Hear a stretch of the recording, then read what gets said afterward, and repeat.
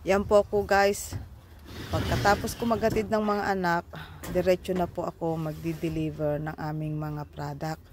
Ito po isa sa aming mga product kung saan ngayong buwan na to ay sobrang daming trabaho po namin. Pero ganyan po talaga ang buhay sa farm.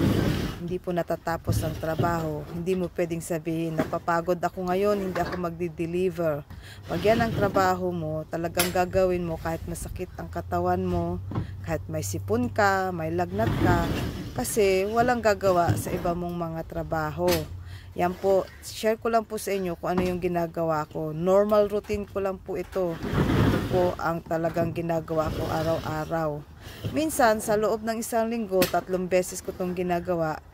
Pero, karamihan po ay araw-araw ganito. Iba-iba pong lugar, iba-iba pong mga product, at iba-ibang mga tao po ang aking dinidilibiran. Minsan, ang hirap po mag-pick up ng mga balde kasi may kasamang tubig po yan. Mabigat po yan. Halos kalahati ang laman na tubig niyan. Pero hindi naman po pwede akong magreklamo. Kailangan po tumulong sa asawa. Yan po ang buhay ko bilang farmer. Farmer po ako dito sa Australia. Mahirap pero okay lang. Wala naman po akong problema sa pagtatrabaho. Kaya ko naman po lahat ng gawin ito. Mabuti na itong maraming ginagawa kaysa walang ginagawa. At least marami kang ginagawa, hindi ka masyadong nag-iisip.